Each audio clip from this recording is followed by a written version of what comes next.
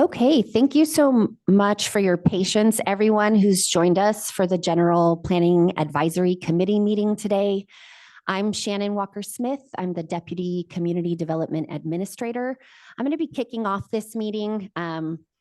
We have a few of our staff who are going to be joining us and also missing today due to illness. So again, thank you for your patience as we got this meeting up live and out to you all. We have our GPAC members both joining us in the board chambers and some from home.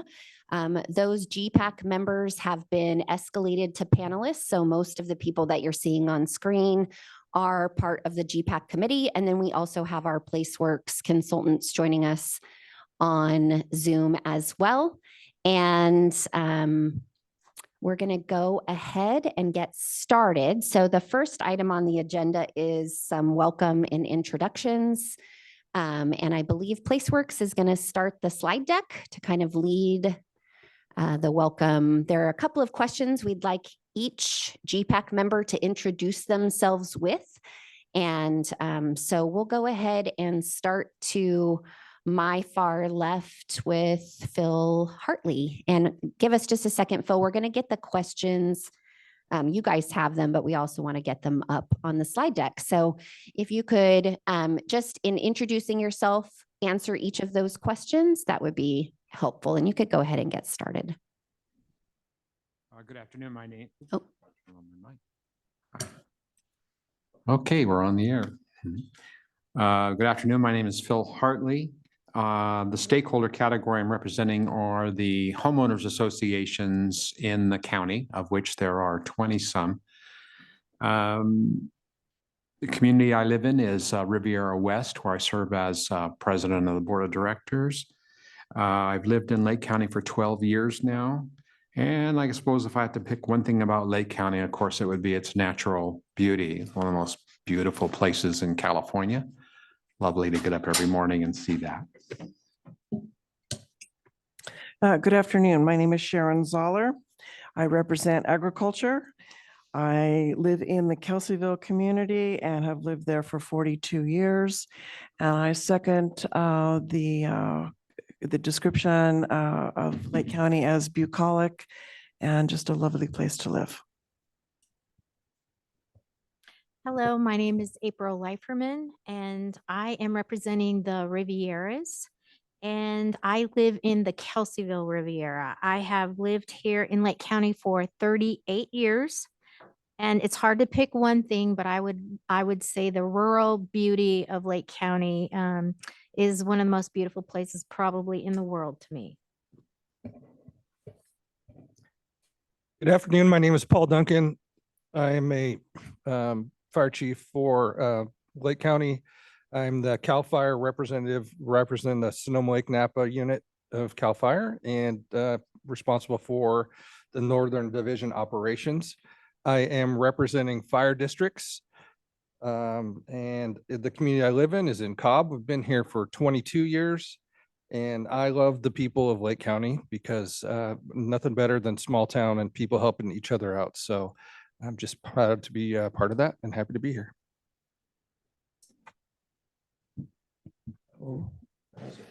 Okay. My name is Fletcher Thornton. If I represent anybody, suppose I represent development and growth in the county.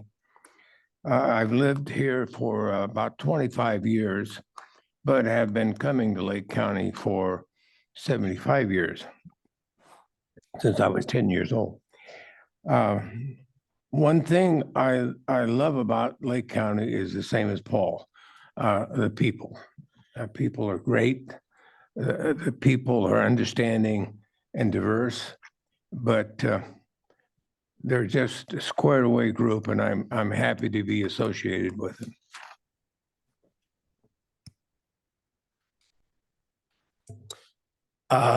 Excuse me. My name is Weston Seifert. I have the Sawshop Public House in downtown Kelseyville. My wife and I moved here in 2008, so we've been here about 16 years. The stakeholder that I represent, I sit on the Kelseyville Kelseyville Business Association Board. And so representing business associations. I also sit on the Workforce Alliance of the North Bay on their regional advisor, or their regional committee, as well as their executive committee. And what do I love about Lake County? I mean, what's not to love? The people, it's beautiful. My wife and I came from St. Paul, Minnesota, and we came here because we wanted to start our family in a smaller community. And so, you know, being able to raise kids here and in this wonderful place with wonderful people.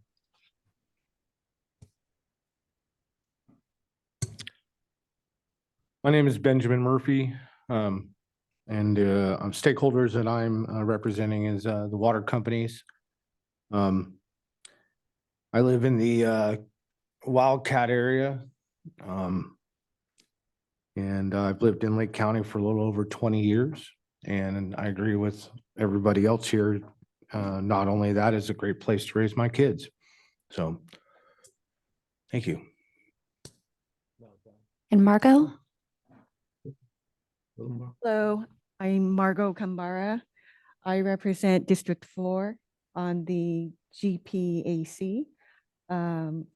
I've been living in Lake County for 18 years. And what I love about Lake County is the spirit of the community. People who love and appreciate the natural beauty and the rural setting, and also the same people who rise to a challenge. Thank you. Thank you. And now we'll move to our GPEC members who are joining us on Zoom. Ruby, I can't see the names. Would you be able to select who you'd like to speak?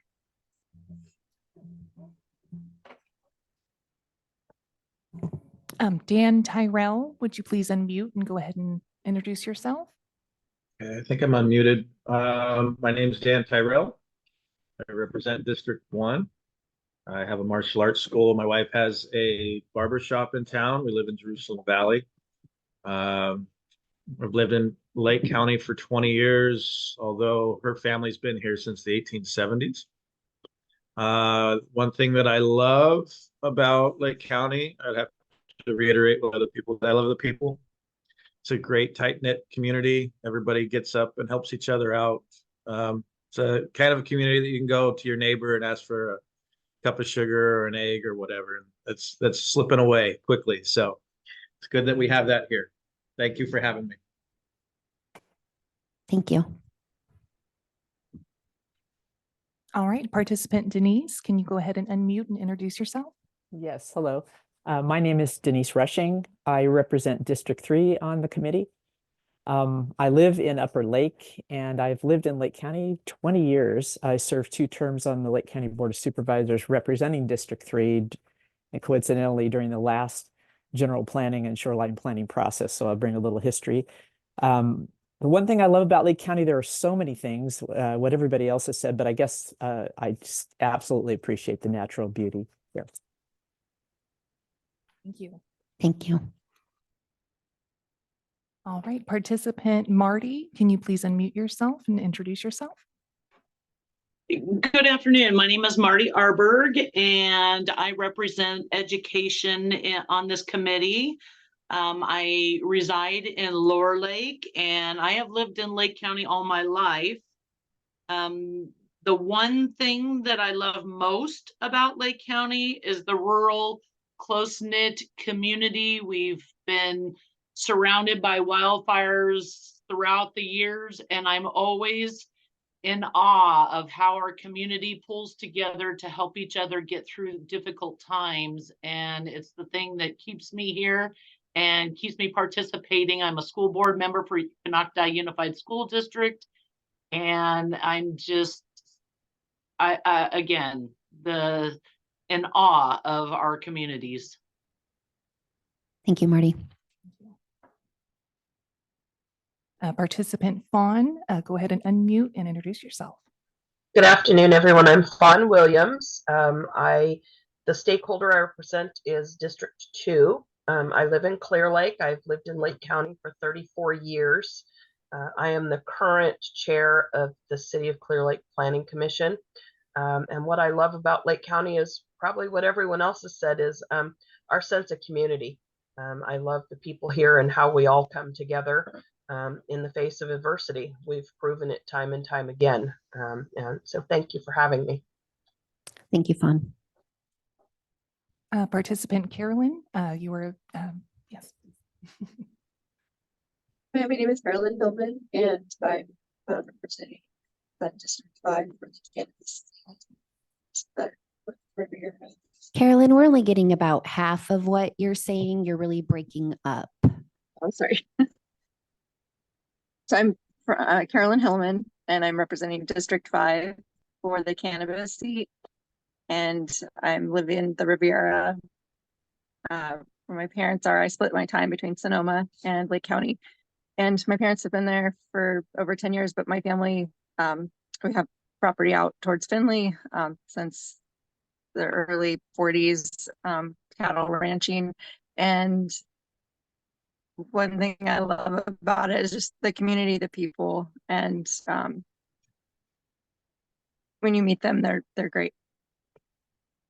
Thank you, Carolyn. Participant Donna, go ahead and unmute and introduce yourself. Donna Malkowitz, I'm representing Environment. I live in the Clear Lake Oaks Keys area at District 3. I've been coming here since I was 5 years old, so 60 plus years. I've only been a homeowner for 7. And what I love best about it is it's a bird watcher's dream come true. And every day is just a joy being here. Thank you. All right, and then participant Betsy, go ahead and unmute and introduce yourself, please. Good afternoon, everyone. My name is Betsy Kahn. I live in Upper Lake, and I've been here for 23 years now. I represent the issues affecting senior citizens and all of those programs and services that we have.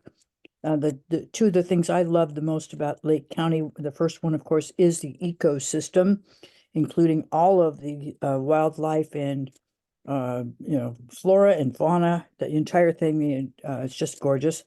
But I also really appreciate the ability for people to interact and participate in local governance. I've had a tremendous amount of fun in the last 23 years. At one point, I did some volunteer work for Denise Rushing when she was our supervisor. I can't tell you how much I learned, and every time I get to do something like this, I really enjoy it, and this is a great opportunity for us. Thank you. Thank you, Betsy. And then that's okay. Great. So that was 14 of our 15 members introducing themselves. We have one seat still to fill, and I believe we have some applicants now for that seat. So by the next meeting, we should have every seat on the committee filled. So the next agenda item is for a discussion about an election of a chair and vice chair. And this committee is an advisory committee, so it's not required to meet Brown Act requirements, but we would like to identify someone to kind of lead meetings. Staff will always be available to support, but we would like at this point to accept any nominations for chair of this committee. You may nominate yourself if you feel up to the task, or if you feel nominating somebody else from the committee, that's acceptable as well. I would like to nominate Denise. I second that nomination. Great. Denise Rushing has been nominated. Any other nominations? Come on, somebody step up. Denise, would you accept the nomination to be chair of this committee? I would. I'm not sure I'm prepared to chair today, but yeah. There's sure. not much to do today. So, okay, we appreciate you accepting the nomination. Do we need to move it to a vote, Michelle? I think we should, just to be safe. Okay. Yeah, we're all still learning the. So if you agree with Denise, oh, I see a hand. No, I agree. I agree. Okay, if you agree with Denise being chair of this committee, just speak yes into your mic or raise your hand on Zoom. Yes. Great, thank you so much. We would also like to accept nominations for a vice chair should Denise not be available. We expect this role to be quite small. So is that Dan, go ahead. I'd like to nominate Weston. Okay. Great. Any other nominations? Weston, would you accept the nomination to be vice chair of this committee? I would accept the nomination. Okay, and could we take that to a quick vote? Again, just yay into your mic or a hand up online. Yay. Great. Thank you guys so much. Okay, I think we're going to move into the presentation by PlaceWorks staff, starting with an overview of the GPAC procedures and guidelines. Hi, everyone. My name is Andrea Howard. I'm with the firm PlaceWorks. I am the project manager for this general plan update for the consultant team that's supporting the county's updates. And I'll just quickly say that I'm joined by a couple of my colleagues today. Tanya Sundberg is the principal in charge for this project, and Allison Giffen is our assistant project manager. To start, this slide presents a broad overview of the project that we are calling Lake County 2050. Why the name will be apparent in just a couple minutes. This includes a comprehensive update to the 2008 general plan and all 8 of the county's local area plans, or LAPs.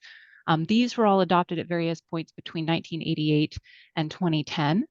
The project includes an environmental review of these updates as required by the California Environmental Quality Act, or CEQA, through preparation of an environmental impact report. And it also includes a concurrent preparation of a climate adaptation plan, which will provide a countywide framework to adapt to climate change. I'm going to start with just some background information about what these plans are that we're updating, including some legislative context to keep in mind that's impacting the project. So starting with the general plan, this is a long-term plan. In this case, we're looking out over the year 2050, hence Lake County 2050, that guides the county's decisions on a variety of topics governing the unincorporated parts of the county. The general plan is often referred to as a constitution for a local jurisdiction because it guides the land use and development of that plan. It's an overarching framework of all of the more detailed regulations and guidelines and the other plans and how those can be affected. General plans typically first lay out a community identified vision for the future and then present goals, policies, and implementing actions to achieve that vision. It's important for the general plan to be consistent so that everyone can have some certainty about the future of the community. And because the general plan addresses so many different topics, it requires pretty careful thinking and a real community input and direction to balance growth, conservation, and quality of life in a way that supports the community's vision that we're working to implement. Another role of the general plan is to document baseline environmental conditions so that everyone has a shared understanding of the starting point where we're taking the plan from. There are 8 topics that state law requires the general plan to address. These are typically in the form of individual elements or chapters, but local agencies can cover the topics to meet local needs in a way that suits them best. There aren't requirements for how the topics are organized. They can be standalone chapters or combined with other topics. Currently, on the slide, you see that the county has the 8 required topics, plus a few additional optional topics that they've opted into. Note that the housing element has a little asterisk next to it. That is because that is not part of this general plan update process. Housing elements have a more frequent requirement to be updated, and so it will be updated on a separate path from this full plan update. Similarly, the aggregate resource management plan will be updated separately.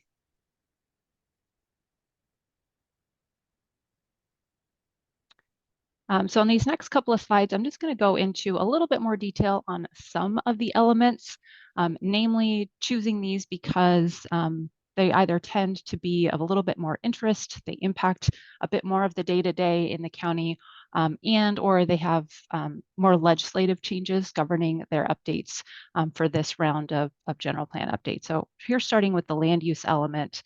Land use is one of the topics that receives a lot of attention in the general plan, in part because of this general plan land use map. You can see a little snippet of one here in the Kelseyville area here on the screen. And these guide what kinds of uses are allowed on each parcel in the plan or in the countywide area. It provides for some basic parameters on how land can be developed for residential designations.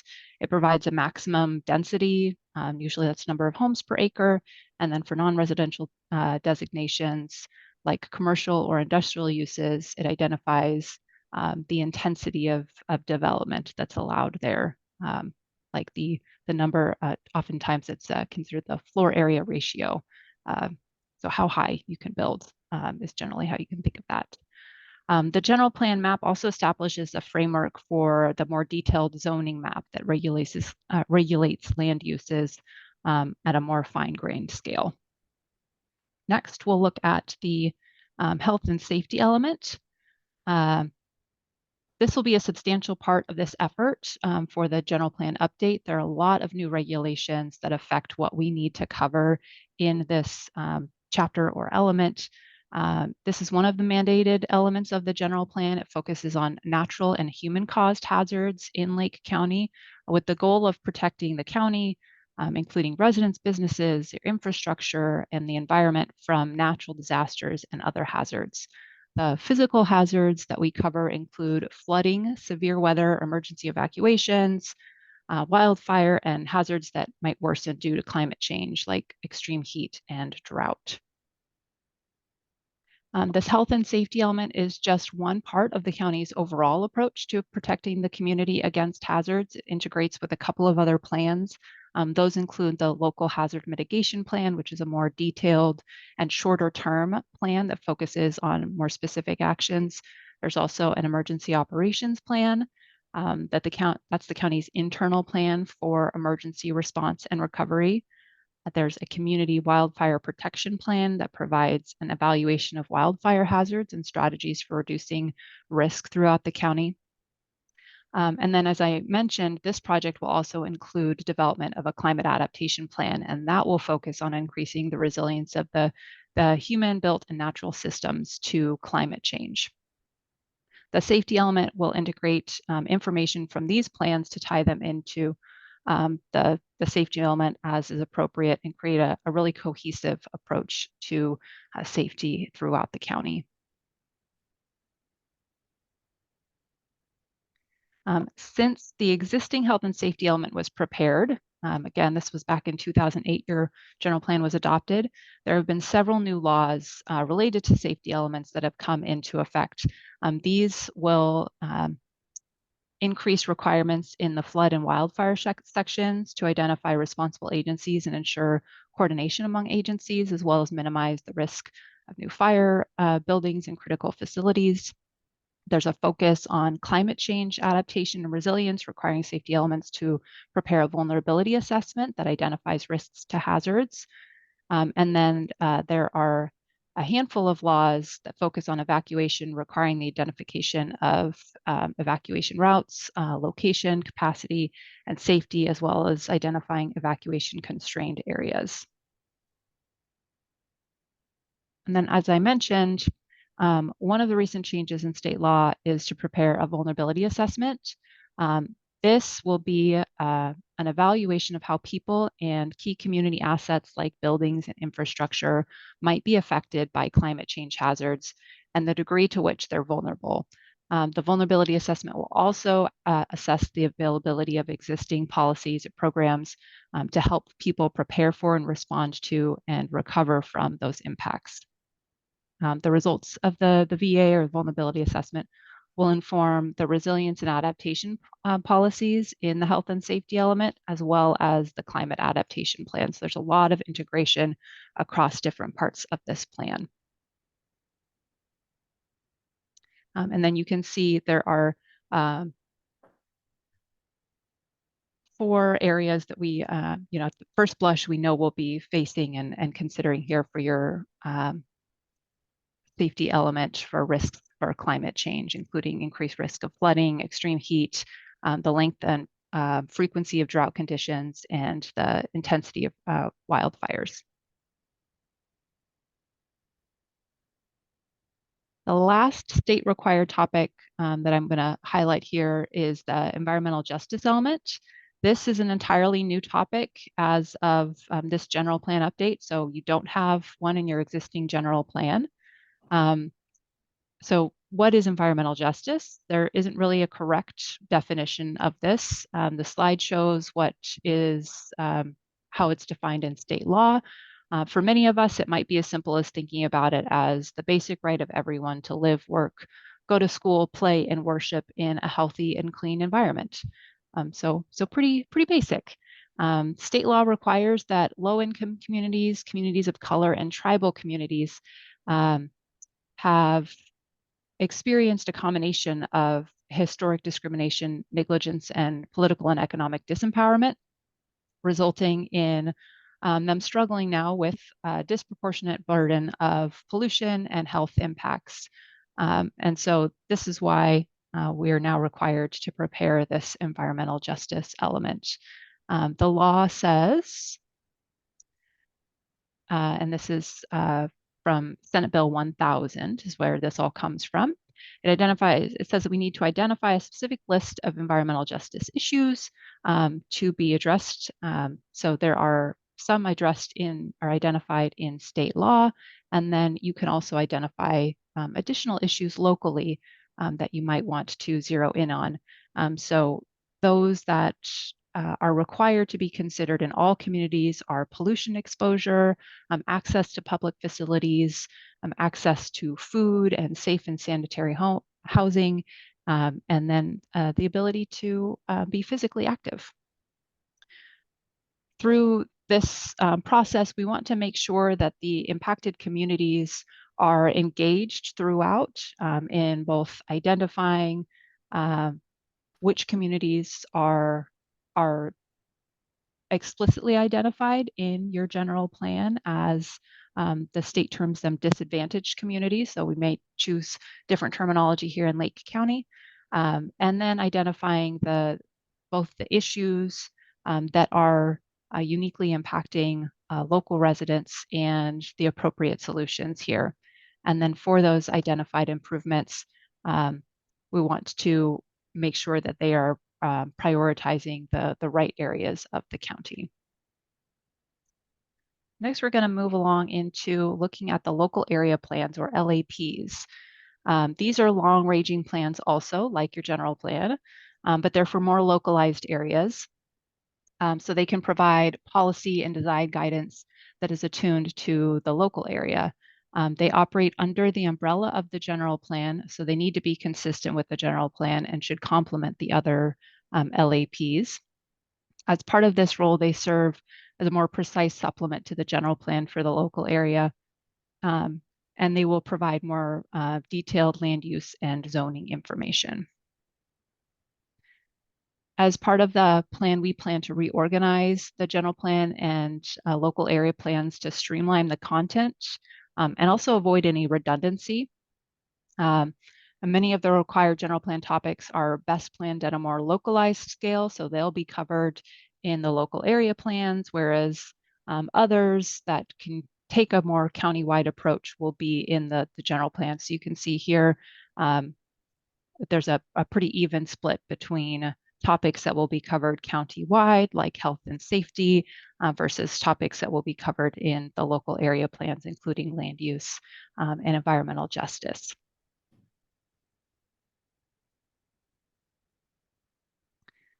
Okay, many community members honestly may not have ever realized that they've interacted with the general plan or the local area plans, but these do have real impacts on your day-to-day lives as community members. So as I pointed out on the land use map, the general plan land use map says what kinds of land uses can be developed and where they can be developed.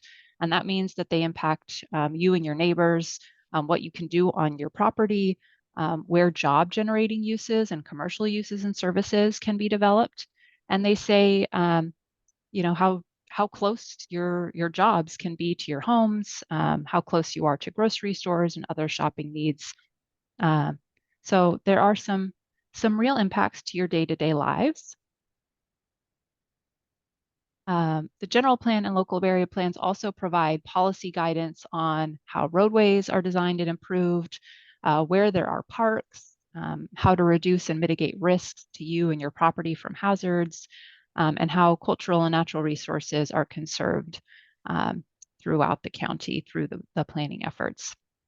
So these are just a couple of examples of how these will impact your daily life, but it does cover a wide variety of topics, as you saw, many elements in this plan.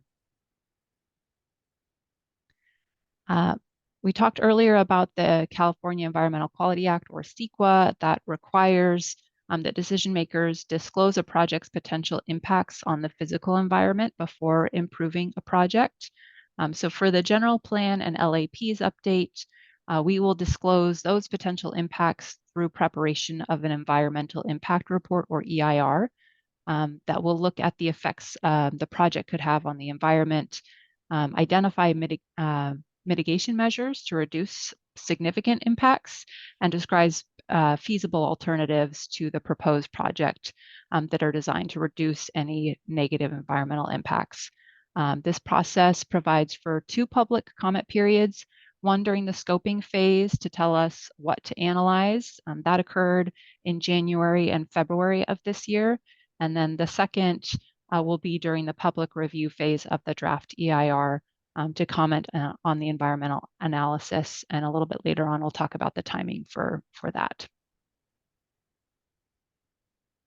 So as you can see, there are quite a few topics that will be evaluated in the environmental impact report. Not quite A to Z, but A to W, with aesthetics and air quality down to wildfire. So a lot of content to cover here. Looking here at the schedule, we are planning on a 3-year process that will take us through fall of 2026. We kicked off in this last fall of 2023, and since then we've been doing background research and setting up for initial community outreach and engagement, including this GPAC meeting. The countywide elements update will move relatively quickly. We'll have draft elements anticipated to be ready later this fall. And then this spring, we'll be initiating the updates to the LAPs, working on alternative approaches to policy and land use guidance through the fall. The work to prepare the full drafts of the LAPs will continue through the spring of next year. And at that point, we'll begin in earnest on the EIR evaluation. And then that will take us into the publication of the draft EIR in the spring of 2026. So that's that. Brings us back to the comment period I mentioned. And then we anticipate public review and adoption with the conclusion of the plan in the fall of 2026. Forgive me, my mouse is going a little haywire here. Okay, so in just a few minutes, we're going to open up for questions and discussion. Real quickly, before we do, I just want to direct you to one of the items in your agenda packet. That's the GPAC meeting procedures and guidelines document. We created this document so that we all have a shared understanding of the role of the GPAC and expectations for how the meetings will proceed. Hearing each of your introductions and resumes, I think this will probably be pretty familiar to many of you. So not concerned about it, but I will just quickly highlight some of the fun bits here. The document starts with a summary of the GPAC's role, which is to represent the community throughout the Lake County 2050 process. The Board of Supervisors established this body to have seats representing a range of stakeholders, as you know, throughout the community, so that you have an important role to represent the community and share your vast knowledge about the county to help guide us through this process. The board will have the ultimate decision-making authority for the general plan and the LAPs, but the GPAC has an important role to advise both the Planning Commission and the board to make decisions along the way, and ultimately when they are asked to adopt the plans. As part of this function, you'll be reviewing interim and draft documents like the community engagement plan we'll look at next, and then providing feedback to county staff and our consultant team, like myself. And finally, a critical part of your role is to build community interest and support the general plan and local area plans by encouraging community members, your neighbors, your friends, to engage in the process and make their voices heard. The rest of the document lays out the procedures and guidelines for how the GPAC meetings will run, as well as expectations of community members, or sorry, committee members. We will strive for consensus, but when that's not possible, we will make sure that we capture any points of disagreement and pass those ideas, dissenting ideas, along to the Planning Commission and Board of Supervisors for consideration. We do ask that GPAC members respect the views of each other, as well as views expressed by members of the public. We will stay mindful of the time we have allocated on the agenda. Like today, I know we're a little crunched, and so you may have additional ideas, and we just ask that you pass those along in writing or talk with staff offline if time doesn't permit during the meeting. We ask all members to come prepared to the meetings by reviewing materials in advance. Please be aware that we will send materials out a week in advance for you to review, and your job is to attend these meetings. If you are unable to attend, we ask that you do still review the materials and then just let staff know offline any input that you have that should be considered. Note that meetings like today's will be recorded, so you will have the ability to watch after the fact. With that, I will pause, and we are now able to open up for questions, answers, and discussion. I'm going to go ahead and stop my share here so we can see one another. Great. Thank you, Andrea. We would like to open it to questions from GPAC committee members, to either county staff or the consultant team.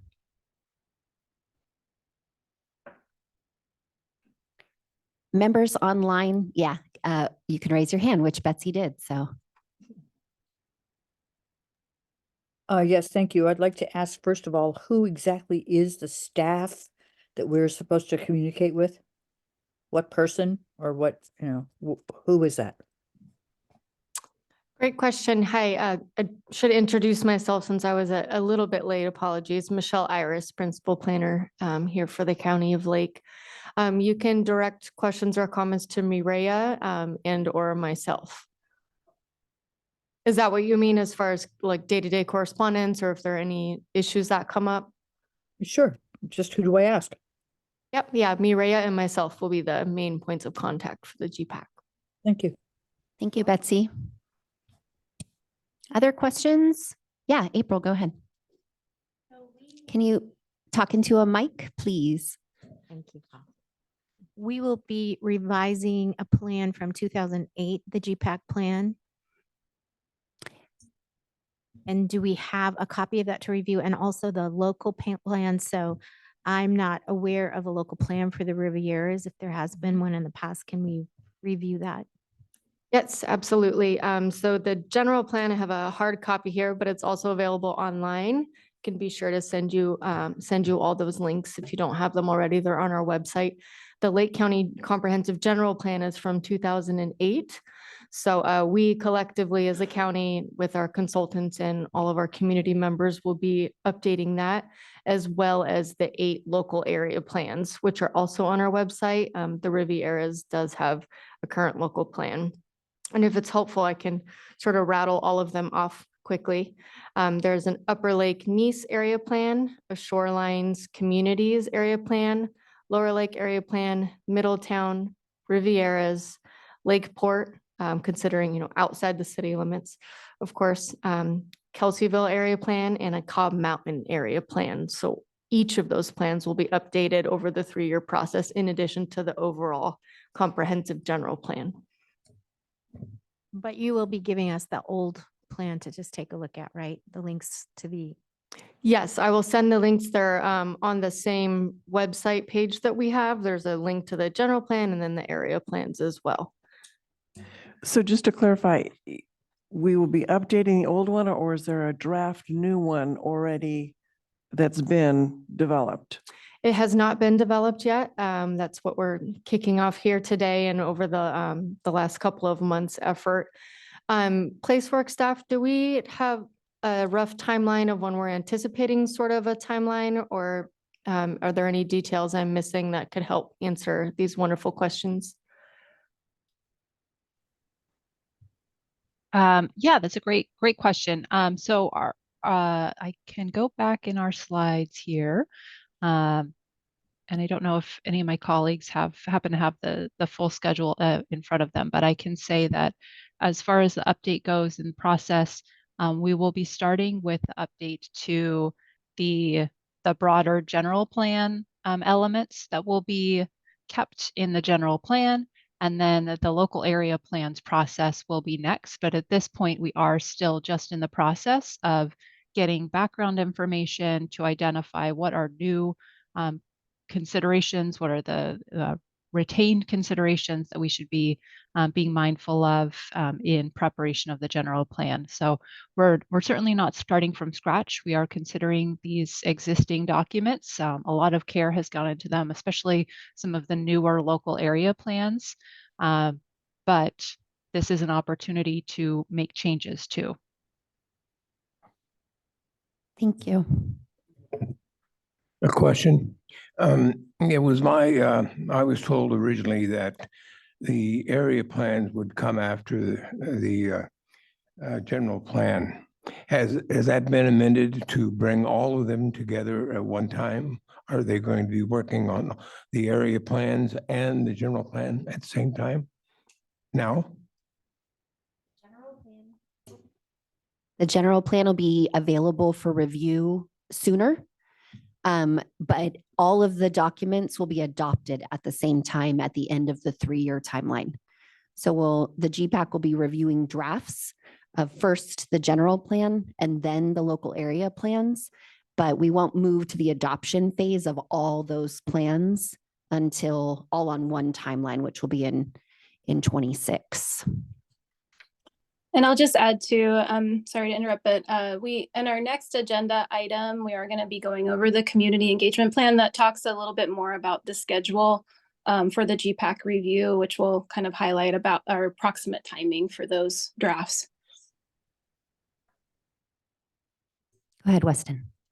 So just back to the local area plan. So they're, just for my clarity, they're starting their process and we're starting our process, and both will kind of meet at the end. Yeah, we are starting a series of meetings regarding the local area plans next month. And so that will be kind of the kickoff to those. It is the intention for us to move the general plan documents along the process faster. So yes, kind of. Any more clarification from PlaceWorks on that question? Yeah, I'll just pipe in to just be clear that the role of this GPAC is to oversee both the preparation of both the general plan and local area plans. And so those are all the preparation, the work to prepare the general plan and local area plans is all starting at the same time. It's just going to take longer to get through the local area plans process because it's more involved and you know, there's more focused community engagement. But as Shannon said, we'll ultimately be adopting them at the same time. Go ahead, Fletcher. We've known for some time that the area plans needed to be updated because things are moving very fast in the community. And I've tried to get, I'm also a member of MATH, Middletown Town Hall, and was chairman for 10 years. And I've been trying to get them to hold meetings for the community before the area plan is really started, to get a feeling for what the community wants, which way they want growth, what kind of growth, walkability growth, whatever. It's been very difficult to get anybody to talk about it because there was nothing from the county. The last time we went through this exercise, we did the area plan first. And we worked on the area plan for 4 years in Middletown. And then they came up and they adopted it into the general plan, but used very little of what the area plan wanted and what the community wanted. It just bypassed everything that we worked 4 years to get. And the thing that I think I've heard most is, what's it going to be this time? Are we going to go to all these meetings and give all of our ideas, and then they're going to take and do whatever they want anyway? Is the area plan going to be adopted on the values of that area rather than the general plan? We really got it backwards the last time. Yeah, we are certainly intending to take each area plan's input and vision. That's what they're intended for. So that's certainly our intent, is to take the visions and the goals and what's important to that local community, because we do realize that although we're, you know, one overall community, Sure. each of these area plans has really unique things about their community and values that are important to them. So that's certainly the intent. I'll say in addition to that, Director Turner was very intentional about the way that she put this process out to RFP.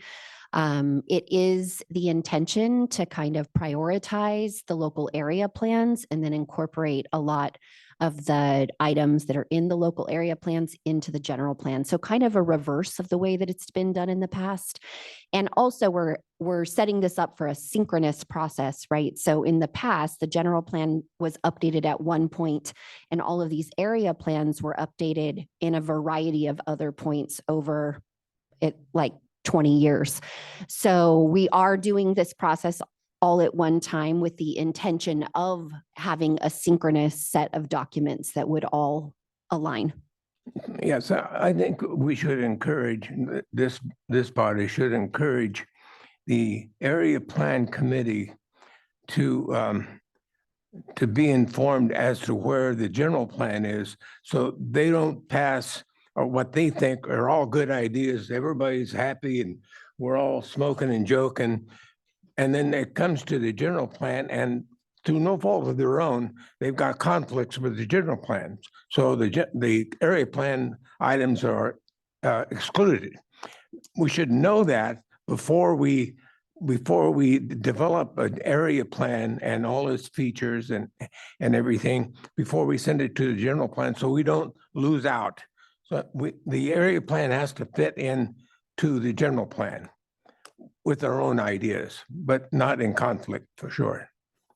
Yeah, absolutely. That's great feedback. PlaceWorks, did you want to say anything more on that topic of what the intention is to kind of synchronize the processes? No, I think you've done a great job summarizing it, and thank you for that. I don't have anything to add. Okay, thank you. Betsy has her hand up. So Yeah, I've had my hand up for Oh, a okay, while. sorry, Denise, go ahead. No problem. But I have just a couple of process questions. First of all, location of documents. You said website. Could you just repeat the website again? Or do we have a shared drive as a committee? Can we store documents somewhere where we can all access them?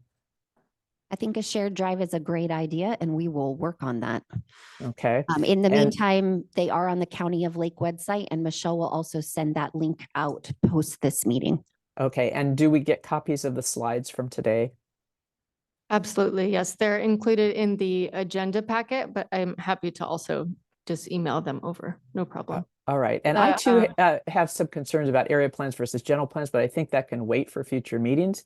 I would suggest that we ask and advise the folks working on area plans to identify anything in their area that may have cumulative impacts or have broader impact, even though they're addressing it in Middletown or in the North Shore. If it does seem to have broader Lake County impacts, they should flag it so that when the general plan committee works on that, they can take that into account. Thanks for that suggestion. Betsy, we'll take your question now. Thank you. Yes, I have a couple of concerns about our area plans. Specifically, for at least a year, I've been trying to persuade Maria and other people that our shoreline communities area plan is a very peculiar document. It actually includes the city of own general plan as an incorporated territory. And we have 3 separate municipalities, generally speaking, one for the east region of the district, starting with Glen Haven, Clear Lake Oaks, and reaching all the way to the Double Eagle Ranch and Spring Valley. Very different concerns. Lucerne is its own advisory area, and then we have the Upper Lake Nice advisory area. But a lot of the general plan content and the area plan contents were based upon previous ideas about where the county was going to go before the subprime mortgage loan crash in 2008. And we've had very serious concerns about, we've had many wildfires and serious flooding incidents and emergency management systems that are, a little awkward. So I asked Maria if there was any chance, she said we want to stick with those 8 defined areas. So I would like to ask that the separate townships that have their own municipal advisory councils be able to produce what is called a special study area under the OPR guidelines for general plans, so that we can actually focus on those local priorities rather than this kind of hodgepodge that we have for our area plan right now. Thanks. Yes, thank you. We recognize the Shorelines communities area plan is really large and does encompass several communities.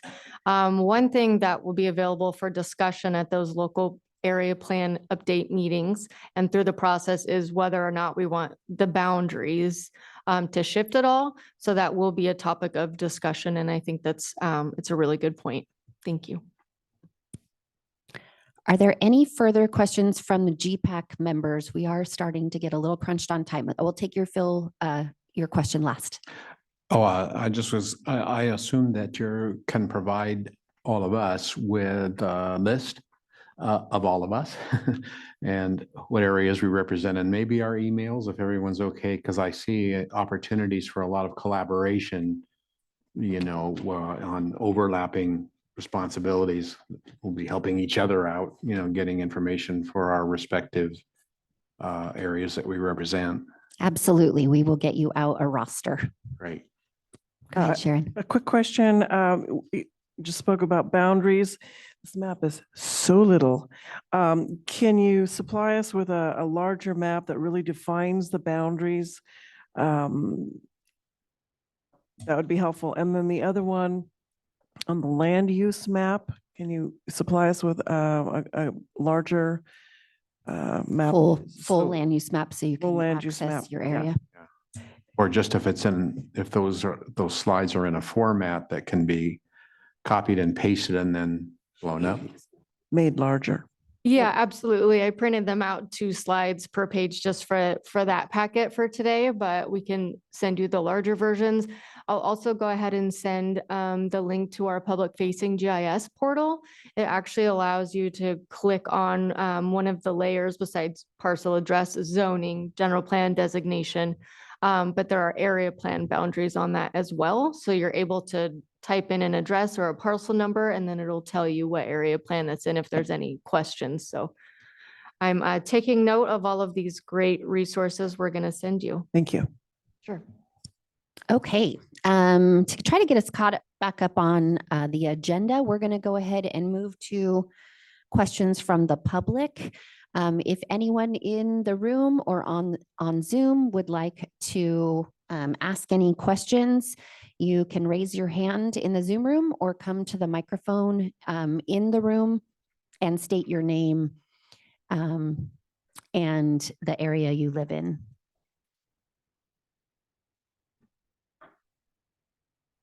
No one in person, anyone, and no one in Zoom. Okay. Well, there we go. We're caught back up. We are going to move to talking about the community engagement plan in some depth. And so PlaceWorks is going to lead the presentation for that portion of the agenda as well. Thanks, Shannon. Just very quickly before we do, I saw that there was one question in the chat, I believe from Betsy, asking about the aggregate resource management plan. I apologize if I went through this a little too quickly at the start. But yes, you're correct that there is an update plan for that. It is not part of this effort, but that plan is an appendix to the general plan, and it will continue to be so, is my understanding. But the update will be through a separate process. So jumping into the community engagement for this general plan and the local area plans update, one of our first tasks was to prepare a community engagement plan that lays out how the general plan and LAP update process will reach all of the Lake County community. The draft document was included as an attachment to your staff report. And I also have a couple of slides to go over with you on this. The plan starts by identifying engagement objectives. An overarching objective, the project aims to hear from a wide range of community members to shape these plans for the future. More specifically, our desired outcomes are to ensure community members understand the project and why it's important, promote robust and diverse community participation that is representative of all perspectives, and build public trust in the process and support for the general plan and the local area plans. We know that historically there are certain groups that have been underrepresented in planning related decision making. This is in all communities, not exclusive to Lake County, but this plan lays out an approach for how we can make intentional efforts to reach those marginalized groups, which we often don't hear from. Those include low-income households, Native American tribes, non-English speakers, older residents, younger residents, and renters. The plan also lays out the main activities that we will undertake to engage the community. And those include, starting with this GPAC, your role here to help guide the process and act as ambassadors to the community. We'll also hold community-focused workshops for the local area plans, as we've discussed in just a little bit of detail.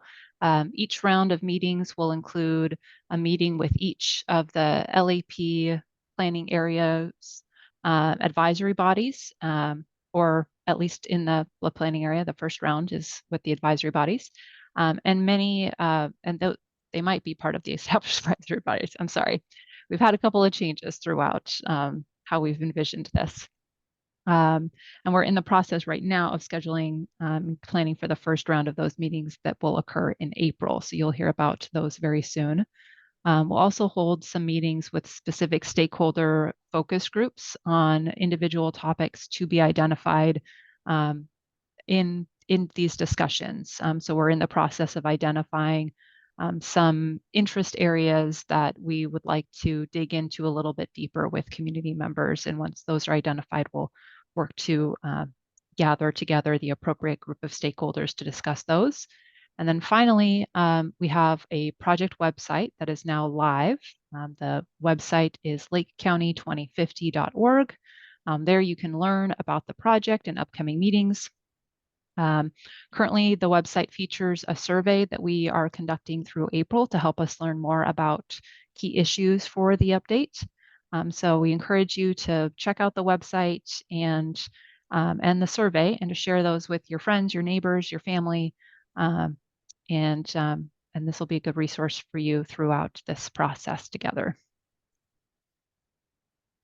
The community engagement plan also lays out the preliminary schedule for the project's outreach and engagement activities. This is what Tanya was referring to earlier.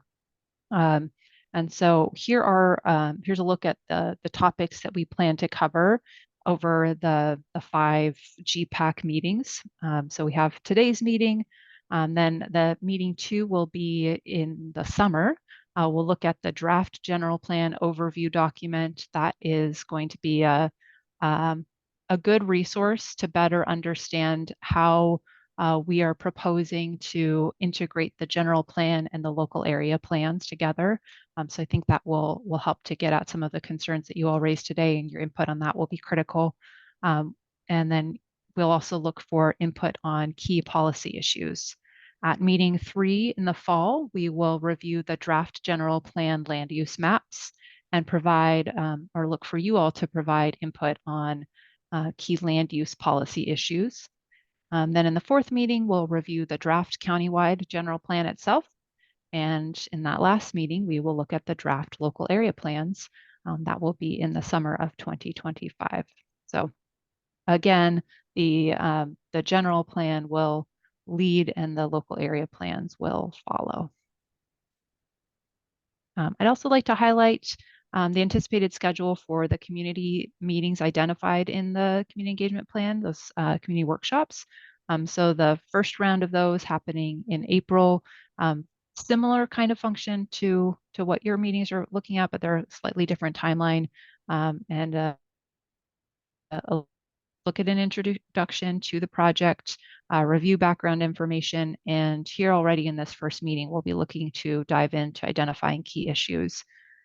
In round, we'll review and consider policy and land use alternatives and identify special study areas for each local area plan. I'm not sure if this gets into one of the questions that Betsy was asking.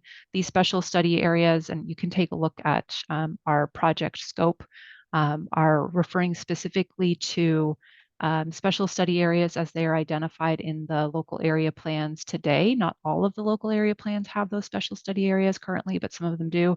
And they dive into a little bit more detail with regards to design in particular. And just taking a quick look at our scope, I think they look at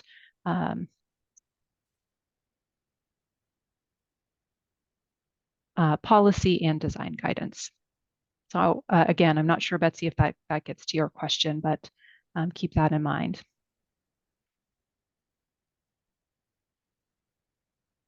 And with that, I think we are ready to go back to you, Shannon, and open up for another discussion and questions. Great. I just wanted to add on the community engagement plan, in case you see one of our partners out in the community, we're going to be working with the AmeriCorps team that's currently housed with NCO, the CERC team.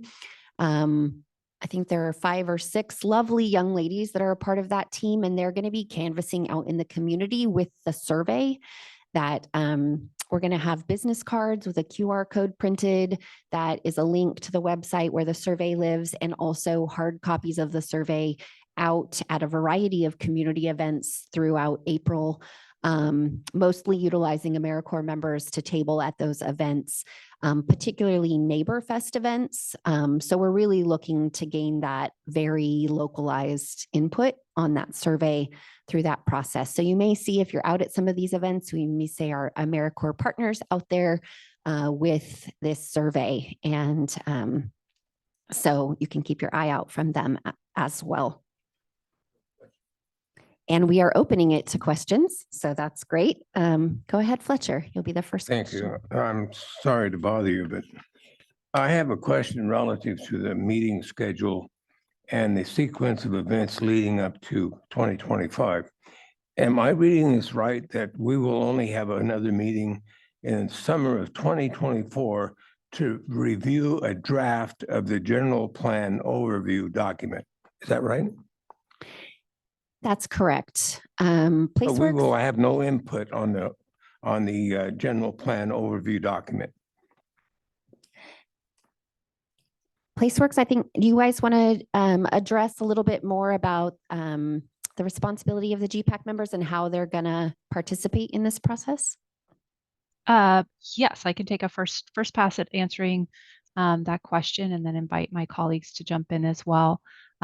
So it is correct that at this next meeting, we will be providing a draft overview document. You can take a look in the scope of work, and we can make sure to highlight that for you all in the follow-up to this meeting, what that overview document entails.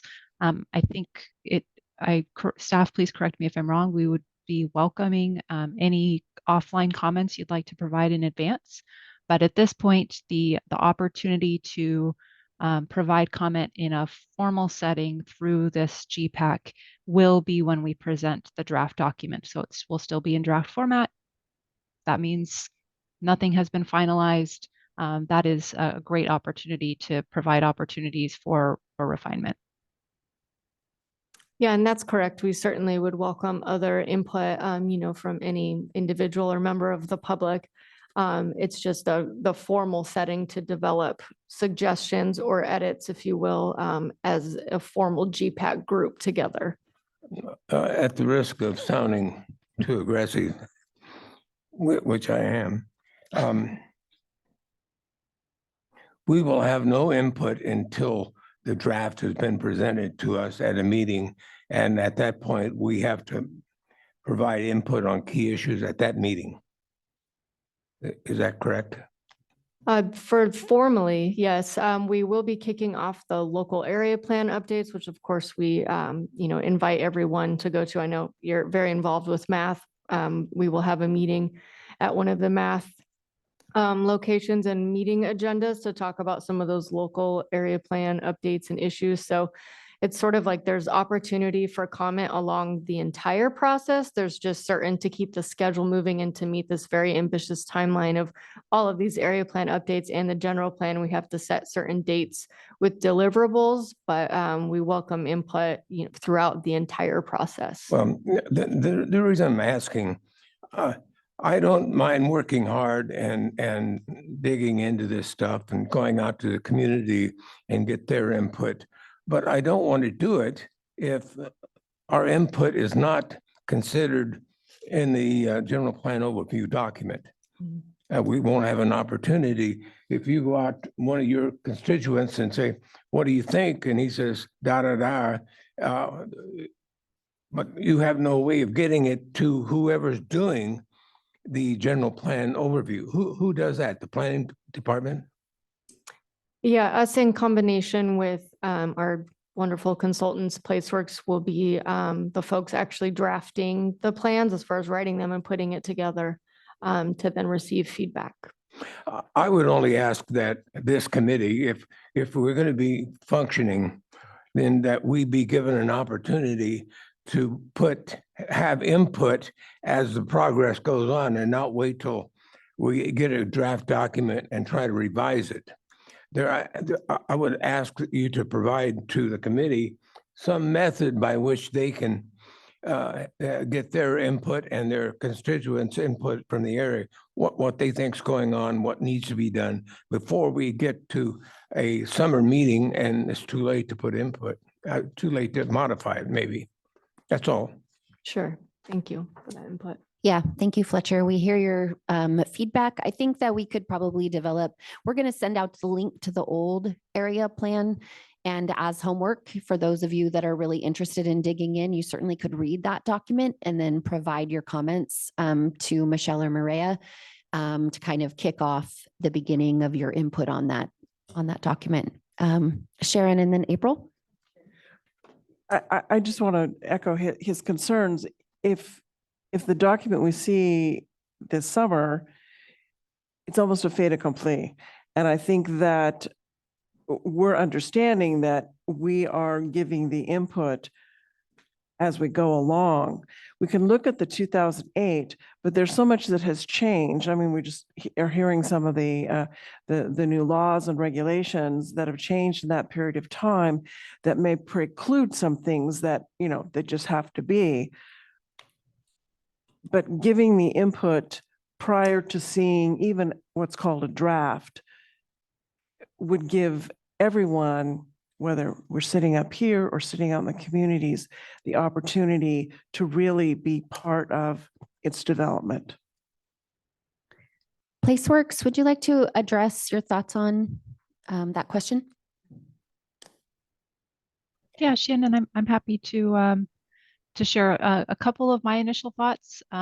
One of the challenges just for us to be mindful of in terms of schedule is that there are some grant funds that are time sensitive that are supporting this project. And so there are certain milestones that we have to meet by certain times. And unfortunately, that precludes us from being able to take too much additional time with this project. But that doesn't mean that there's no opportunity for modification, and certainly welcome these discussions and questions, but it's just one limitation that staff are grappling with. For this particular document, I want to just actually read off what our scope of work includes here, at least from a start, so you can have a better sense of what that entails in case that helps to eliminate anything from folks. So with this, we will set the overall format for the general plan, its countywide elements, and the 8 local area plans, and prepare a brief overview document that introduces the countywide general plan, local area plan, and provides background about the county, articulates a planning vision for the county as a whole. So in some ways, I feel that it may be beneficial to folks to see an option presented that you all can react to and provide feedback rather than a blank slate of how could this be organized. So you can tell us if we got it right or we got it wrong, or so there are potentially some benefits there, especially in our time constrained process. But this is by no means setting an official course that is going to be a tens of pages long document that doesn't have room for deviation from what the draft might present. So there will be a lot of ability to pivot if this group takes a look at the first attempt and you tell us that it should be modified. I don't. Wait, just we have a couple of hands up, April, and then Denise, and then Phil. Go ahead, April. It's very understandable, I think, to all of us to understand a plan would have certain essential elements that would need to be in there. And maybe some of them could even have a little designation that said this is a legally required element, or maybe some optional elements. And then maybe also, some recommendations. If you're working with grants, there's going to be the same required elements in order to be eligible for the grant. But in that framework, then we would know that ahead of time. So that would be nice for us then to help to give feedback after that. Okay, so you would like there to be a framework provided to kind of start to get a sense of what this document is going to look like. Mm-hmm. And the requirements. Okay, we'll discuss that internally, and we'll get something, a response to that out to this committee. Denise, you're up. Okay. Just a couple of comments and questions, I guess, about the outreach presentation. First of all, I do have a suggestion for the time constraint input process. Obviously, we're going to be pushing against this time constraint for the entire process here. Before the first draft is issued, I would recommend that staff and the process team identify major open questions that are being considered. So you're going to give us a structure maybe, and then identify, a list of major questions that are being wrestled with in the new draft, if things that would benefit from input from this advisory committee, because we could have one meeting prior to that and just punch through those questions and see if we can come up with consensus answers on those things.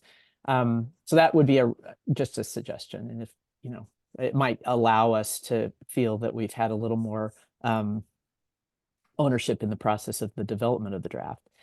The second thing that I wanted to say is, as far as the outreach goes, there's a lot floating around, and I did put some comments in on adding Clear Lake Oaks ERTH group to the outreach meetings, and that comes after a long and arduous process. The last time we went through this general plan. And I think that organization really needs its own meeting. I feel pretty strongly about that. I also would like us to review the stakeholder focus groups. I know we have retreat centers in there, which I imagine the North Shore doesn't have a ton of, but we do have a lot of senior centers that should be considered an outreach group. And there may be some other stakeholders as well that should be added to that. So those are my quick comments. Thank you, Denise. Betsy? Oh, actually, Phil and then Betsy. Oh, I was just going to say, I'm never an advocate for more meetings and more work, but I think what we're hearing is that we would like the staff to use this committee as what it's called, an advisory committee. And we don't need to alter the overall schedule because, the grant funders are not going to be flexible in that. But if you want to start sending out pieces, as they're developed, give us 48 hours to, to comment and just use us as a, as a working group. Summer may seem like a long ways away, but it actually isn't. It's only 3 months away. I mean, I already figured that it was part of my responsibility to make some kind of contact with the HOAs in the county, to get some sense of what their issues are, and then be prepared to share that with staff. But I don't think anybody's asking for the staff to speed things up somehow, or I mean, elongate them, but maybe use us, as a real working advisory group and send us stuff and give us 48 hours, and then if we have to have an additional meeting this summer, let's do it. I think I don't want to volunteer on the part of other people, but I think that's what you're hearing. We'd like to be a service to staff.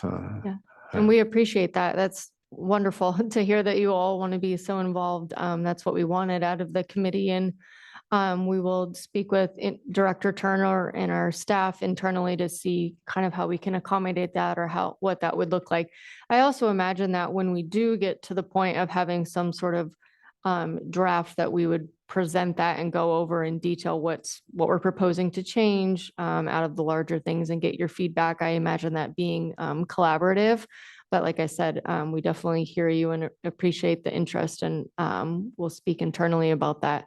Lastly, I just wanted to say that our stakeholder list, I'm the one you probably have gotten a bunch of emails from. I've been sending out the e-blast. Our stakeholder list is close to 200 folks by now. It does include a lot of senior center community folks. I know we have the HOAs on there, as well as a bunch of other stakeholders, but we will also be looking to you all to help spread the word as well for the general plan and the local area plan. So yeah, we're excited. Everyone's so excited. Yeah, we are. Great. Thank you. Betsy and then Paul. Okay, thanks. I have a couple of small requests. First of all, would you please make the chat recordable? Zoom has this option where at the end of the meeting, the participants can just click on a little request, and then the entire chat is downloaded to your own system if you're on the Zoom meeting.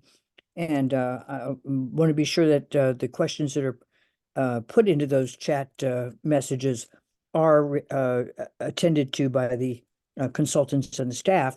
The second thing is that during the introduction period, for those of us in the Zoom room, we couldn't see who was talking when they were introducing themselves in the chambers, because the message on the screen was the list of questions to answer. So I don't know exactly who's saying things at a certain amount of time. I mean, I know Fletcher's voice, I know Phil's voice, I know certain people, but the rest of you, I can't tell who's who.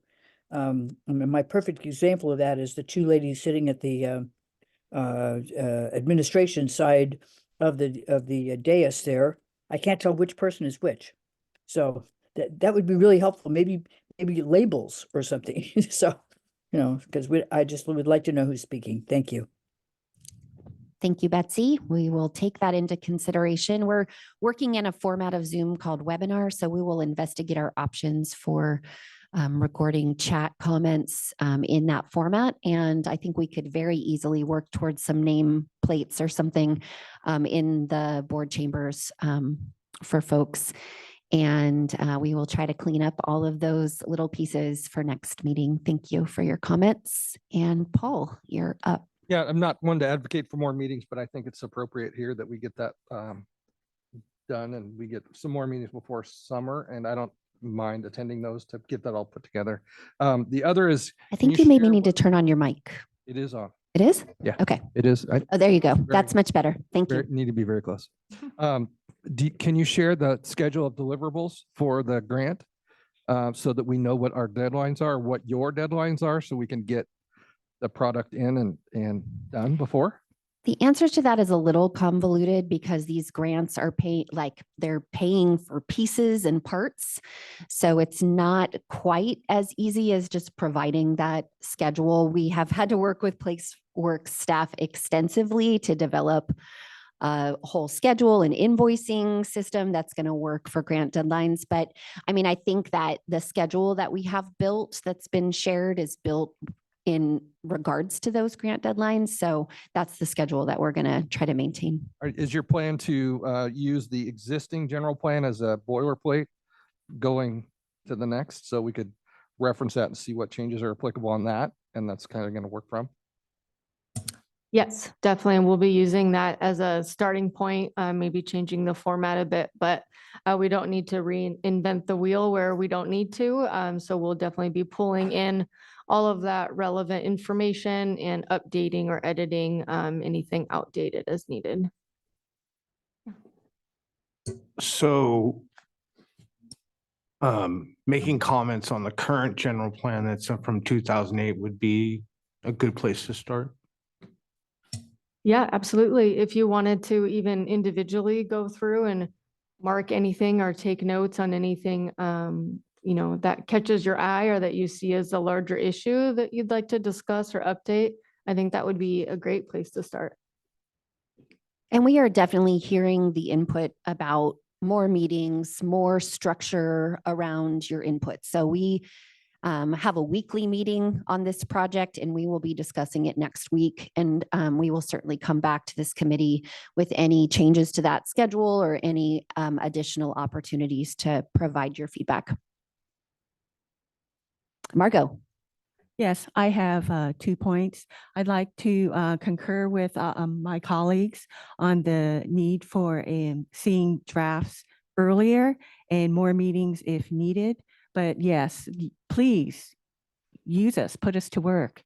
And then on my second point, for the general plan's goal to have more robust community engagement, I'd like to point out that at yesterday's Planning Commission meeting, one of the planning commissioners who is a Native American, he pointed out that location of the meeting is very important, and where it's held will determine who shows up or who does not. So I would encourage Community Development Department to be proactive. Don't wait for tribal leaders to reach out. The county needs to reach out to the community and brainstorm and identify places where it's more conducive for community members, all community members, to provide input. Thank you. Thank you for that, Margot. After the Planning Commission meeting yesterday, we had that weekly meeting with regarding this project. And we already discussed the need to get out to a few more community groups, including the tribal councils, with presentations about this project and some opportunities for input. So thank you for reiterating that feedback. Any other questions regarding the community engagement plan from the GPAC committee members? Only just one general thing. This is not something that is done every year. And so it's gotta live for a long time. So while I appreciate grant deadlines and all those kinds of things, we want to get it right. So I think we can say we're all on the same page about that. If we've learned anything from 2008 to now, and that is that land use, building departments, things change dramatically. Dramatically. We didn't have marijuana grows. We didn't have sprinkler systems inside houses. We didn't have solar panels on top of houses. We had terrible roads that we couldn't get fixed because we didn't have the money. So my encouragement to whoever is making the decisions, the general plan and area plans have to have some flexibility other than 2 general plans amendments a year or every 2 years. What is it now? It's every 2. You could do 4 in 1 calendar year. 4 in 1 calendar year. Well, we've had 5 or 6 major changes in the way we live, from tiny homes to marijuana grows. So I think we should encourage the planning department, to keep that in mind when they're writing the rules, and we should be prepared to give them input on our experiences as things change. They have to be willing and able to get it done. We don't want to write the general plans so it's rock hard and you can't bend it at all, because flexibility is important, especially if you're only going to do a general plan every 10 or 15 years. Like you say, things change. So please pass that on to Maria, that we believe, I think we all believe, that she would have some flexibility in modifying area and general plans if it's really necessary, and many times that has been necessary. Thank you for that. Any further questions from the GPAC on the community engagement plan? Okay, any questions from the public about the community engagement plan, that last piece that got presented, where we outlined the way that we intend to gather community input on this process? No one in the board chambers and no one on Zoom. Okay, so the last item on the agenda is back to the GPAC for discussion or comment. Placeworks, did you want to give any specifics about the kind of discussion and comments that you were hoping to gain on this part of the agenda?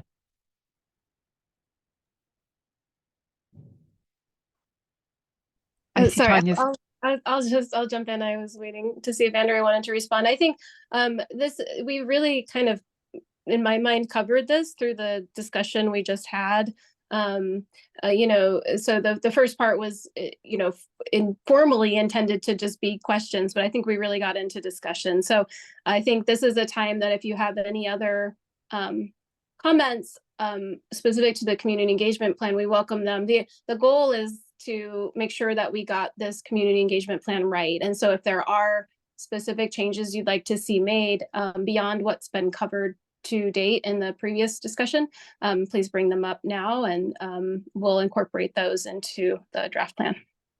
So again, this is kind of your first piece, is to review this plan and give us specific feedback that we can incorporate into this plan in the final draft form. So we would like to open it up to feedback and discussion on the community engagement plan specifically, and any changes or feedback that you'd like to give us on that plan. Yes, April. I would like to be really clear on what our role is and to help setting up those community engagement plans and on the LAP plans. Like I know there's been some communication, for example, into the Kelseyville Riviera about a date and a place. And so where are our responsible, how can we be helpful in that way and not overstep and not, let our responsibilities down? Yeah, that's a great question. I have been personally, emailing everyone to try to get those meetings set up. So started, as I mentioned, with the local town hall groups or committees for locations. So close to getting those confirmed starting on April 8th. And when those are confirmed, we'll be sending out another e-blast, a press release, as well as a flyer. It'll be on our website. And we see your duty, besides attending, of course, those meetings, if you can, is just spreading the word, shout it out from the rooftops. And then at those meetings, of course, joining in on the discussions, but you're not being asked to like facilitate those meetings. For example, that will be CDD staff as well as PlaceWorks and our team. Great question. And then we'll also have the community survey so that folks that are not interested or not able to participate in these local area plan meetings can provide their input through this survey. And as we said, that survey is now live online at the lakecounty2050.org website, but we'll also have the cards and we can make those cards available to you if you want to make them available in the community. We are getting ready to have those printed. So we'll make those available to you as well. And we're just hoping that you'll tell as many people as possible about the survey and about the local area plan meetings and help us get the word out. I was just going to add one quick thing. Sorry to interrupt, but I was going to say, I know we're throwing a lot at you today, and we're kind of all trying to wrap our heads around how everything is going to work and be interrelated with each other and processes and timeline and roles. But you're also welcome to take this community engagement plan home with you and shoot us email comments if you think of them later. I understand that doing that right now may be kind of challenging. So as you're thinking about it over the weekend and everything, go ahead and just shoot Mireya and myself comments if you see fit. Weston, go ahead. What's the structure of the information that you're getting? So like if somebody takes the survey, is it, what public safety issues do you have? Please explain. Or, how would you like our roads to be different? Please. What are the questions that you're asking? And, what's the structure? And then for the local area plans and the meetings, same thing. Like, what is this meeting, we're going to talk about circulation and traffic, or this meeting, we're going to talk about economic development, or so what's the structure that you're using? Yeah, we have a couple of good documents. Maybe we could show you. PlaceWorks, would it be possible to put the survey up on the screen? Not that I think that you're necessarily going to be able to read the questions from here unless Ruby, can we make that any bigger? Are we able to get in? I make my screen Are we able to smaller. get Does a this copy help? of that? We or just certainly email? will include the survey in the email that we send out as a follow-up to this meeting. But PlaceWorks, would you want to talk maybe just generally about the types of questions we've included on the survey? Yes. Is everyone able to see the survey on the screen share? We can Okay. see it, but it's quite small. Okay, got it. So I'll Maybe highlight a just- couple of the questions. Sorry, I was just saying maybe just go over generally what's on it if that's easier and in the essence of time, and then we can send it out to everyone maybe. Yes, absolutely. So to start, there are a handful of demographic questions in the first part so that we understand what kind of perspective each idea is coming from. And then the second part is trying to understand, just get some initial reactions about how folks feel about the county, how supportive it is to their quality of life. So I can just read off, there are a couple questions here. How would you rate your quality of life in the county? What would you like to see more of in the community over the next 25 years? And there are a variety of options to choose from, as well as a free response. What are your greatest concerns about progress and development in your community? That is meant to help us understand our folks concerned about things like being driven out if there are improvements to the community, wildfire issues compounded by changes to things like roadways. And then there's a question about how big of an issue each of the following are. And this is all questions around environmental justice specific issues. So we're trying to zero in on what are the locally specific environmental justice burdens faced by community members. There's a question on changes that folks are, what would make it easier for folks to get around in the community. So looking at mobility options, and then questions about some climate adaptation and safety concerns. How big of an issue are things like drought, extreme heat in your perspective? So it's pretty high level, but it will allow us to take an initial pulse from community members and then help to sort of direct future engagement activities from there. So it is not meant to go from survey to directly into the general plan or local area plans content, but will inform future conversations and the way that we interact with certain community or with community members and the community members that we reach out to specifically when it comes to things like the engagement around environmental justice, and then the identification of those additional focus group meetings that we have planned on the horizon. Thank you. Could we also, sorry, Sharon, I just wanted to also follow up on the second part of Weston's question. Could we also put back up the slide from the PowerPoint presentation that outlined the topics of the local area plan meetings? Yes, give me just one moment. Thank you. So while she's doing that, just what's the timeline for the survey? How's the data going to be aggregated, and how's it going to be publicized? I can talk about the timeline. The survey is live right now, and we're going to be collecting response to this survey through the end of April.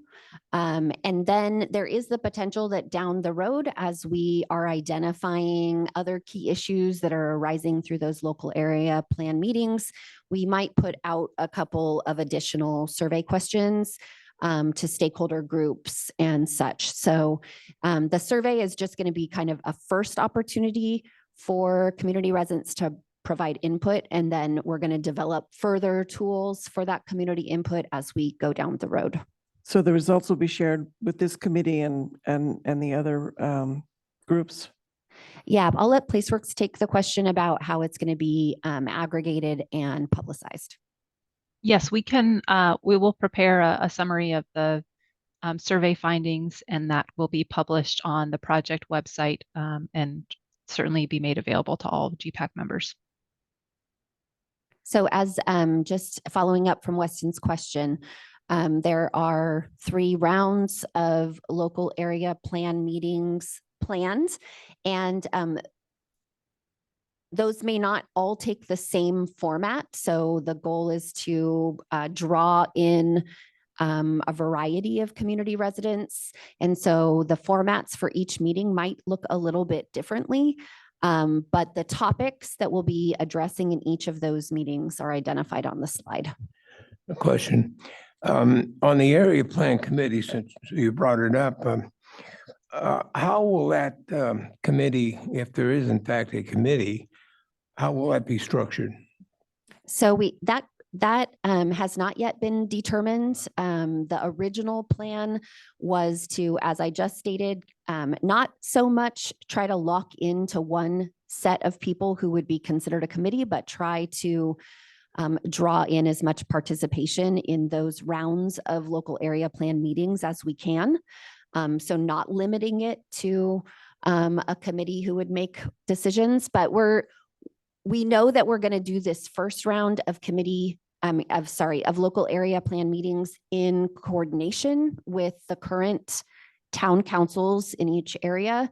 And then we're kind of going to use that as the kickoff and gather some input at that point. And then we will decide on the format for the next 2 rounds of meetings. I think it's a great idea. I remember last time we went through this, we had an area plan meeting, and every landowner in that part of the county came to talk about the zoning they wanted on their particular piece of property. That's why it took us 4 years to get it done.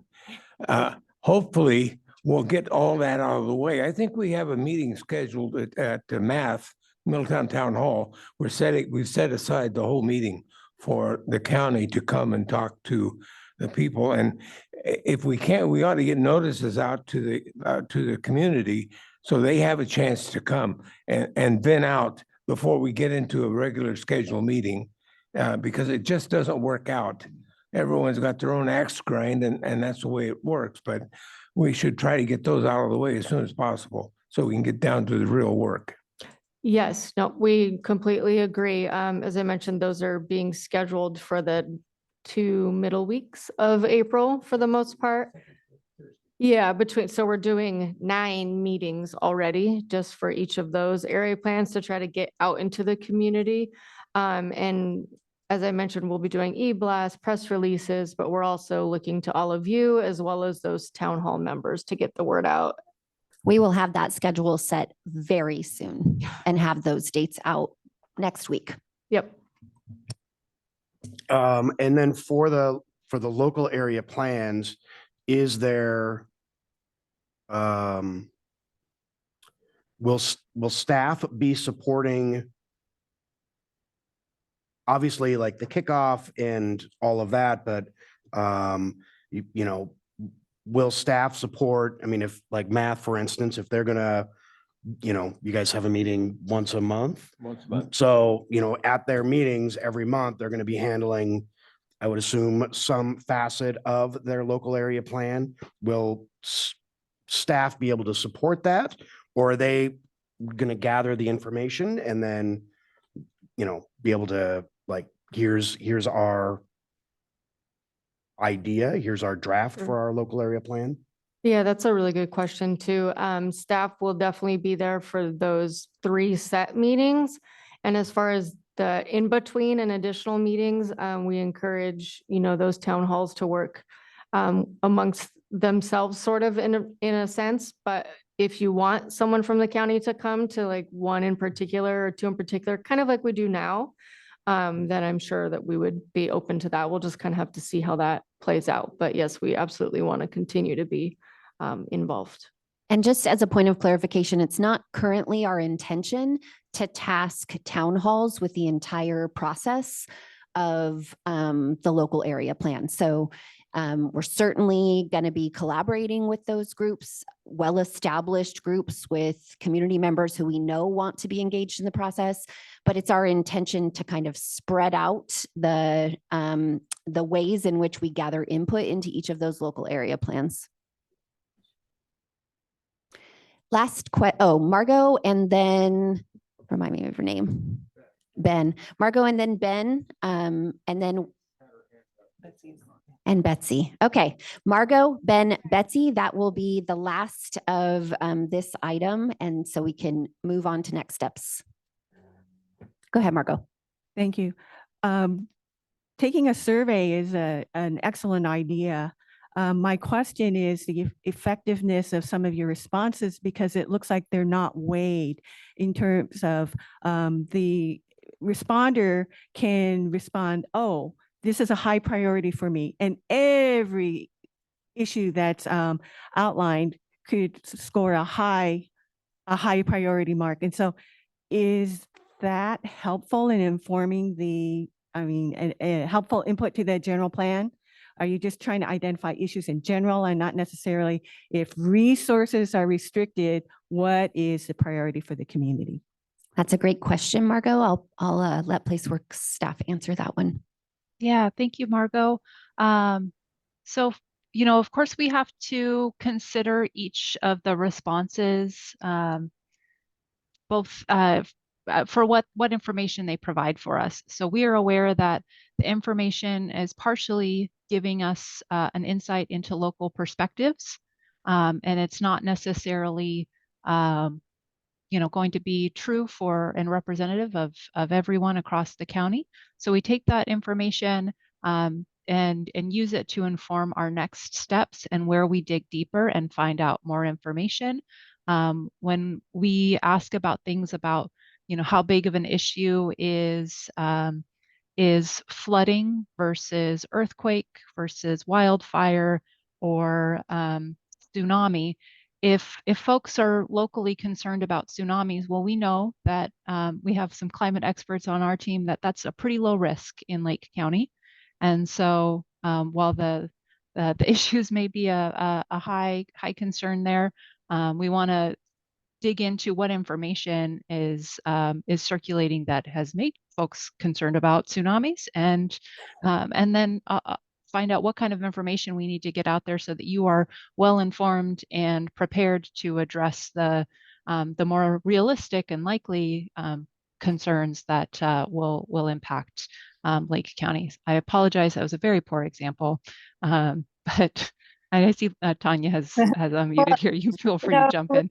No, it was good. And I just want to follow up and just be clear too, that this is just one component of our outreach, and it serves an important purpose of kind of starting to daylight these issues like Andrea described.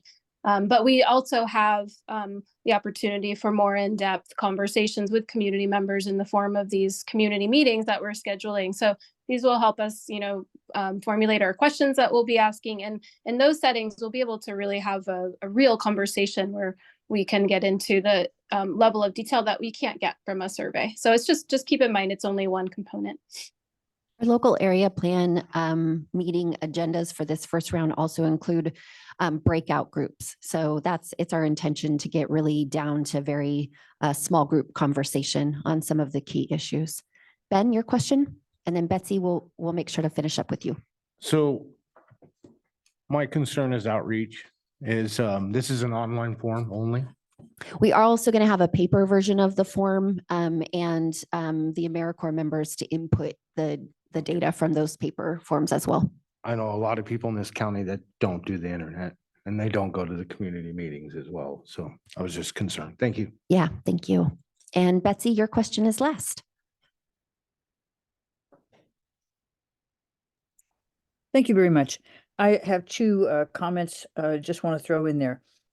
On your schedule, it says in round 2, you will identify I'm kind of squinting at this, identify the special study areas for each local area plan. I think that needs to be done early on, because I think we need to engage specific groups in specific community areas from the get-go.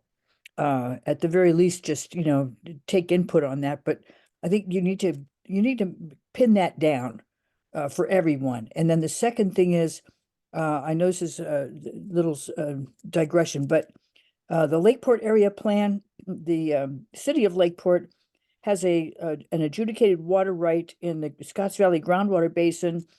And in the current area plan, the city doesn't exist in the Lakeport area plan created by the county, but in their general plan, the Scotts Valley area is one of the 3 special study areas for the city general plan.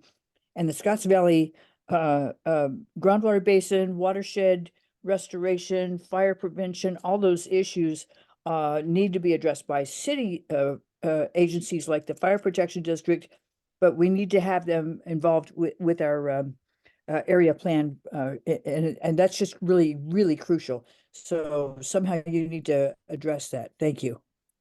Thank you for your feedback, Betsy. We will take that into consideration. And I'm going to close the discussion and comments now so that we can try to get this meeting wrapped up. And we're just one more item is about next steps, and PlaceWorks has a slide to discuss next steps. Thank you, Shannon. So yes, as we've talked about, this is a 3-year process. So we have a long road ahead, but in the near term, we'd ask for you all to please help us by spreading the word, sharing the project website and the survey. I don't believe I mentioned that the survey landing page has an option for both English and Spanish. There are other Spanish language opportunities or materials, and meetings will be available for Spanish speakers. So keep that in mind as you're engaging with your community, and be on the lookout for information about those upcoming workshops in April. We'll have a similar introduction to the project at the Board of Supervisors meeting on the 26th at 9:30. And there are details for that meeting available on the county website and on the Lake County 2050 website. So we really appreciate your involvement. Thank you for allowing us to be a part of this process, and look forward to seeing you at the next meeting this summer. You will receive an email from us shortly with all of the resources that we promised to get out to you today or tomorrow. Well, tomorrow's Saturday. You working Saturday? Okay. Or Monday. And we will discuss all of the input that you gave today at our next meeting next week regarding this project. And then we will follow up post that meeting with any further changes, any further gathering of input that we need. Thank you. We're really excited that you all are as excited as we are. I think it's going to be a really great general plan, especially with everyone's help and getting into the community to do something that reflects what our community wants. So we thank you for your time. And do we need to notify anyone if, for instance, we get a community meeting and want to talk about general plan, area plan? Do we need to notify you that we're holding a meeting? That's a great question.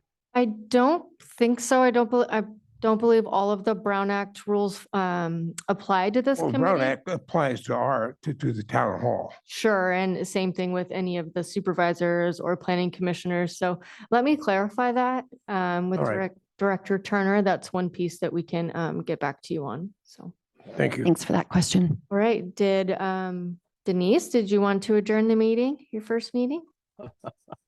Thank you for that official. Yes, let's adjourn this meeting, and I would like some training from you all for the next one.